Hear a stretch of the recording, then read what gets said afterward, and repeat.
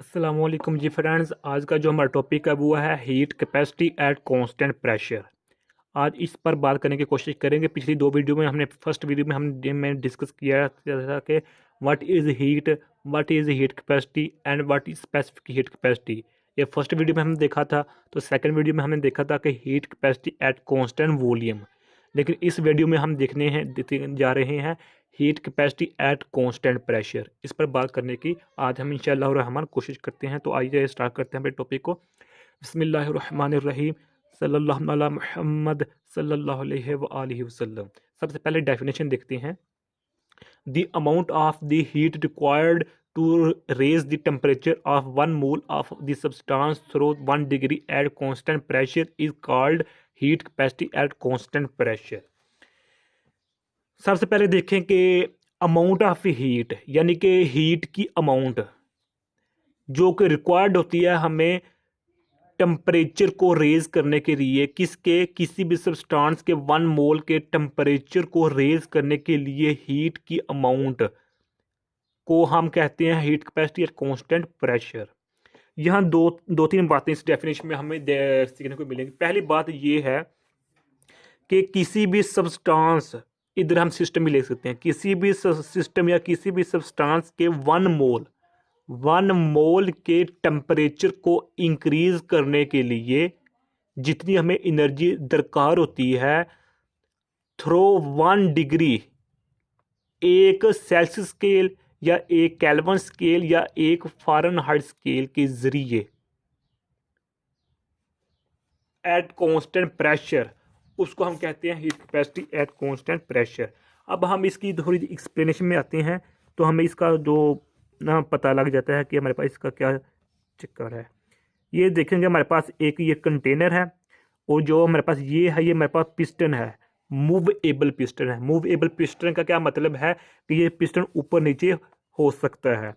इसके अंदर हमारे पास पार्टिकल्स हैं, किसके, गैसेस के। ओके हो गया। और ये मेरे पास जो वाल्स हैं ये इंसुलेटर मटेरियल की बनी हुई है। इंसुलेटर मटेरियल का क्या मतलब है कि इन वाल्स के जरिए ना बाहर से एनर्जी अंदर जा सकती है और ना अंदर से एनर्जी बाहर जा सकती है। और जो मेरे पास ये बेसमेंट होती है, ये हमारे पास हीट रेजर्वायर होती है। क्या होती है? हीट रेजर्वायर होती है। हीट रेजर्वायर का क्या मतलब है कि इस बेसमेंट के जरिए बाहर से एनर्जी अंदर जा सकती है और अंदर से एनर्जी बाहर जा सकती है। ओके हो गया। तो जब हम बाहर से एनर्जी देंगे इस सिस्टम को और हम ये भी सपोज करते हैं कि जो हमारे पास मैस है वो 1 मोल है सिस्टम का। ओके।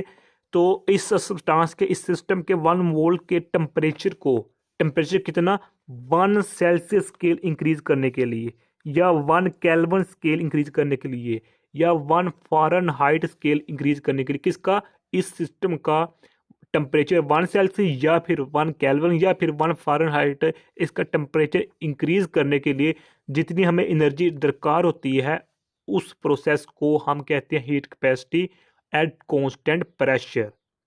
Constant pressure. और इससे हमें जो प्रेशर हो वो कांस्टेंट रहे। दोबारा फिर सुन लीजिएगा कि ऐसा प्रोसेस जिसमें हमारा प्रेशर कांस्टेंट रहे, प्रेशर कांस्टेंट रहने के साथ साथ इस सिस्टम का, जिसका मैस 1 मोल है, इस सिस्टम का टेम्परेचर इंक्रीज हो जाए by adding the energy from external source. तो उस प्रोसेस को हम कहते हैं heat capacity at constant pressure. Okay हो गया।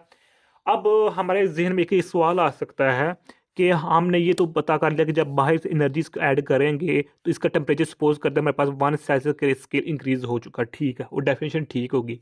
लेकिन हमें ये नहीं पता लग रहा कि कांस्टेंट प्रेशर किस तरह रहेगा जब हम एनर्जी बाहर से देंगे। इसके मालिक्यूल्स के दरमियान जो स्पीड ऑफ मोशन वो ज़्यादा हो जाएगी। मोशन ज़्यादा होने का क्या मतलब है, इसकी जो इंटरनल एनर्जी है वो ज़्यादा हो जाएगी। इंटरनल एनर्जी ज़्यादा होने का क्या मतलब है, इसका टेम्परेचर ज़्यादा हो जाएगा। टेम्परेचर ज़्यादा होने का क्या मतलब है, इसका प्रेशर जो ये पार्टिकल इस पिस्टन पर लगा रहे हैं वो ज़्यादा हो जाएगा। जब प्रेशर ज़्यादा हो जाएगा बाय एडिंग द हीट तो ये पिस्टन ऊपर मूव कर जाएगा। तो फिर प्रेशर कांस्टेंट ना रहा। ये हम एक सवाल है, लेकिन इस सवाल का जवाब इधर इंशाल्लाह हमें मिल जाता है। वो इस तरह कि जो हमारे पास ये पिस्टन थी इसकी जो ओरिजिनल पोजीशन थी वो ये थी, लेकिन अब ये पिस्टन मूव कर चुका है इधर इतना। क्यों? क्योंकि हीट एनर्जी की है, हीट एनर्जी अंदर दाखिल करने से सिस्टम के अंदर इसका प्रेशर इंक्रीज हो चुका है, प्रेशर ने इस पिस्टन पर फोर्स लगाई जिसकी वजह से पिस्टन अब यहाँ से यहाँ मूव कर गया है। यानी कि अब इसका जो वॉल्यूम था ये हमारे पास यहाँ से लेकर यहाँ तक वॉल्यूम V1 था, और अब यहाँ से लेकर यहाँ तक हमारे पास वॉल्यूम 2 हो चुका है, और यहाँ से लेकर यहाँ तक वही ये डेल्टा वॉल्यूम है हमारे पास। ओके हो गया। तो अब मॉलिक्यूल्स इस पूरे सिस्टम में फैल चुके हैं। अब यहाँ को प्रेशर तो कांस्टेंट नहीं ना रहा, क्वेश्चन है ये। लेकिन इस क्वेश्चन का जवाब अगर हम इसकी गहराई में जाएं तो हमें मिल जाता है वो इस तरह कि जब हमने हीट इसके अंदर दाखिल की सिस्टम के अंदर, तो इसकी जो प्रेशर था वो ज़्यादा हुआ, प्रेशर ने पिस्टन पर फोर्स गया तो ये पिस्टन ऊपर मूव कर गया, ये हमारे पास ये या इससे यहाँ इसमें कन्वर्ट हो गया। तो कुछ देर के लिए, चंद सेकंड्स के लिए, चंद मिनट्स के लिए जो इसका प्रेशर तो इंक्रीज हुआ था वो डिक्रीज होकर अपनी असली पोजीशन पर आ जाएगा। सपोज करते हैं इसका जो प्रेशर था, इनिशियल प्रेशर वो था हमारे पास 10 न्यूटन था, सपोज कर रहे हैं इसका जो प्रेशर था। ओके हो गया, या 10 ATM लगा लें। जब हमने हीट इसके अंदर दाखिल तो इसका जो प्रेशर था वो हो गया था, अब इस सिस्टम का वो हो गया था सपोज करें 15 ATM हो गया। लेकिन जब ये इस हालत में जाएगा जिनका पिस्टन ऊपर मूव करेगा तो चंद मिनट्स या चंद सेकंड तक इसका जो प्रेशर था वो 15 ATM ही रहेगा। लेकिन चूंकि इसने अपना जो उतला 5 ATM प्रेशर था जो वाफर मकदार में इसने एनर्जी से लिया था, वो इस पर इसने सर्व कर दिया इस पिस्टन को ऊपर मूव करने के लिए, तो फिर उसका जो प्रेशर डिक्रीज होकर 10 ATM पर ही आ जाएगा। ओके, इस तरह हमारे पास जो प्रेशर है वो कांस्टेंट रहता है। और ये भी याद रखिए जो हमारे पास कांस्टेंट प्रेशर है, हीट कैपेसिटी का कांस्टेंट प्रेशर ही थोड़ा सा डिफिकल्ट है कांस्टेंट वॉल्यूम से। लेकिन उम्मीद है आप लोगों की इस कंसेप्ट की समझ आ गई होगी। अगर इस कंसेप्ट की समझ आ गई है तो अगला कोई हमारे पास मुश्किल काम नहीं है। ओके हो गया। तो एक दफ़ा फिर सुन लीजिएगा, ऐसा प्रोसेस जिसमें हमारा प्रेशर कांस्टेंट रहे, प्रेशर कांस्टेंट रहने के साथ साथ कब कांस्टेंट रहे, जब हम बाहर से हीट देंगे एक सिस्टम को, उस सिस्टम को जिसका मैस हमारे पास 1 मोल है, और उस मैस का जो टेम्परेचर है वो 1 सेल्सियस के तक इंक्रीज हो जाए एट कांस्टेंट प्रेशर, तो उसको हम heat capacity at constant pressure कहते हैं। ओके हो गया। तो अब अगर हम यहाँ रिलेट करें फर्स्ट लॉ ऑफ थर्मोडायनामिक्स को, first law of thermodynamics, first law thermodynamics के मुताबिक हमारे पास है जो क्यू होता है वो यू प्लस ये होता है change in in heat, change in internal energy, change in work. यानी कि ये हमारे पास जो क्यू है ये हमारे पास जो हम दे रहे हैं सिस्टम को, और हमारे इंटरनल एनर्जी सिस्टम की है जो कि इंक्रीज या डिक्रीज हो रही है। ओके, और हमारे पास ये वर्क है।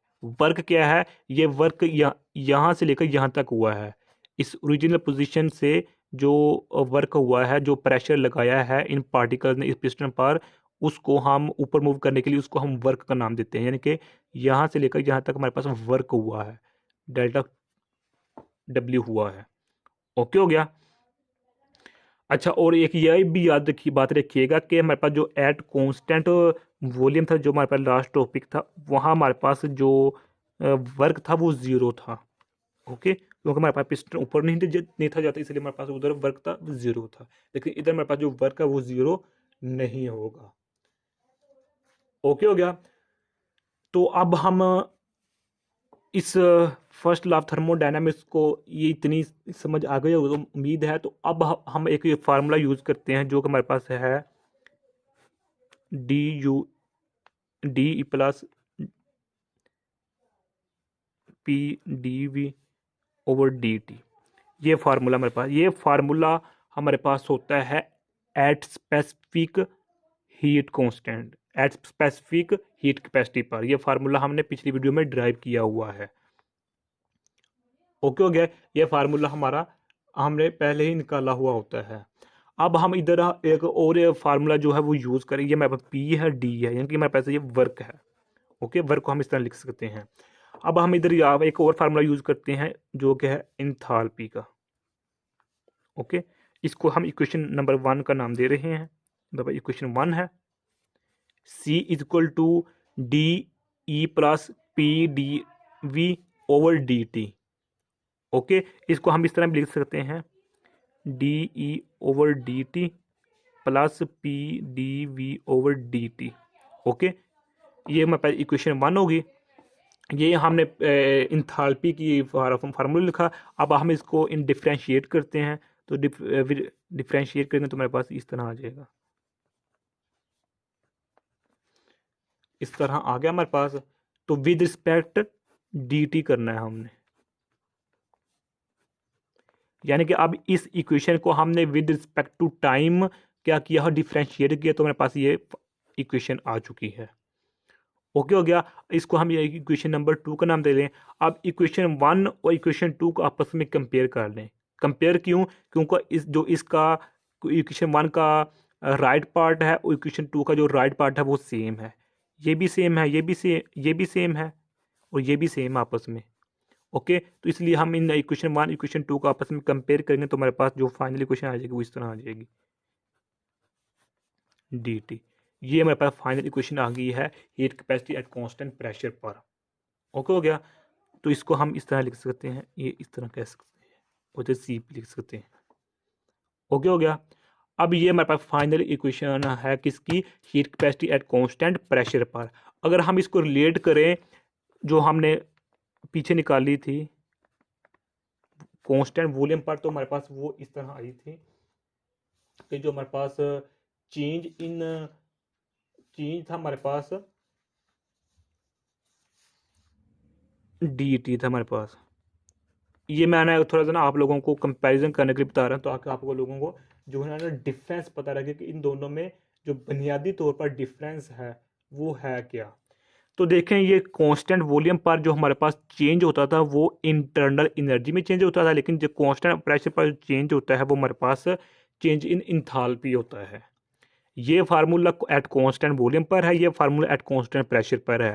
कांस्टेंट वॉल्यूम पर हमारे पास जो चेंज हुआ करता था वो इंटरनल एनर्जी में चेंज हुआ करता था कि जब हमारे पास इधर हमारे पास जब भी हम नीचे से हीट देते थे तो हीट जितनी मर्जी देते जाए, हमारा पिस्टन फिक्स था तो पिस्टन तो अपनी जगह ही रहेगा।